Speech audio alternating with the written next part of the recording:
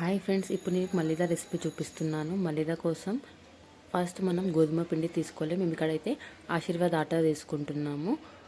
మేమైతే half KG తీసుకుంటున్నాం. మీకు ఎన్ని కావాలి లడ్డూస్ దాన్ని బట్టి క్వాంటిటీ తీసుకొని అందులో పించ్ ఆఫ్ సాల్ట్ ఇంకా వాటర్. సాల్ట్ దగ్గర మొత్తం కంప్లీట్గా అవాయిడ్ చేయొచ్చు. మేమైతే సాల్ట్ యూస్ చేయట్లే. యూస్ కూడా only little pinch of salt use చేయండి.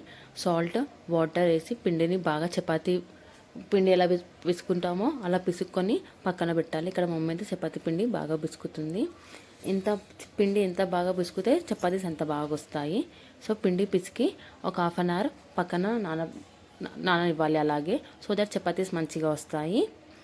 మనం పిండి పిసికి పక్కన పెట్టి ఖాళీగా ఉండేలోపు బెల్లం, మనకు మలిదాకి కావాల్సిన మెయిన్ ఇంగ్రీడియంట్ బెల్లాన్ని గ్రేట్ చేసుకుందాము.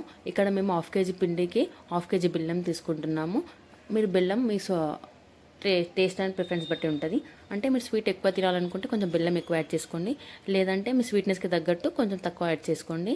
మొత్తం బెల్లాన్ని మంచిగా ఫైన్గా చాప్ చేసుకోవాలి, సో దట్ చపాతీ ఇంకా బెల్లం మంచిగా మిక్స్ అయ్యి లడ్డు సూపర్ టేస్ట్ రావాలి.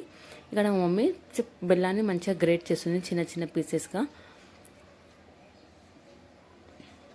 మొత్తం ఫైన్గా చిన్న చిన్న పీసెస్గా మీకు ఎంత వీలైతే అంత చిన్న పీసెస్గా బెల్లంని మొత్తం గ్రేట్ చేసుకోవాలి. బెల్లం గిండి శుద్ధి చేసుకొని పక్కన పెట్టుకున్న తర్వాత చపాతీ పిండిని తీసుకొని మనం చపాతీస్ చేయడం స్టార్ట్ చేయాలి. మనం దీనికి చపాతీస్ నార్మల్ చపాతీస్ కన్నా కొంచెం థిక్గా చేసుకోవాలి.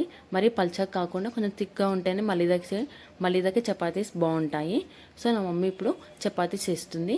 చపాతీ చేసేటప్పుడు నేను ఇలాగ చెప్పడం మర్చిపోయాను, మనం పిండిలో గీ వేసుకోవచ్చు. మేము వేసుకోలేదు. చపాతీస్ మాత్రం మేము ప్యూర్ గీతోనే వేయించుకుంటున్నాము. మలిదాకి గీతోనే టేస్ట్ యాడ్ అవుతుందండి.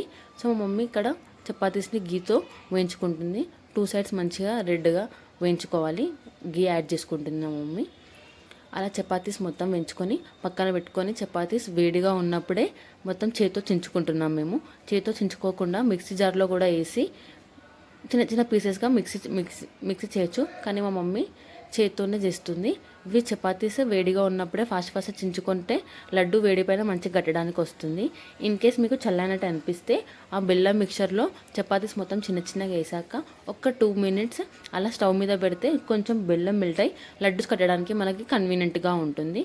చపాతీస్ మొత్తం ఫైన్ చిన్న పీసెస్గా చేయాలండి. ఇక్కడ మమ్మీ చేస్తుంది చూడండి. అలా ఫైన్ పీసెస్గా చేశాక బెల్లాన్ని చపాతీని మొత్తం మిక్స్ అయ్యేటట్టు కలుపుకోవాలి. ఇంకా మీకు కావాలంటే ఇందులో గీ కూడా యాడ్ చేసుకోవచ్చు. గీ కూడా యాడ్ చేసుకున్నాక ఇలా చపాతీ ఇంకా బెల్లం మిక్చర్ని లడ్డూలాగా కట్టడం అంతే. ఎంతో సింపుల్ అండ్ టేస్టీ మలిదా ముద్దలు రెడీ. మీకు ఈ వీడియో నచ్చినట్లయితే లైక్, షేర్ అండ్ కమెంట్.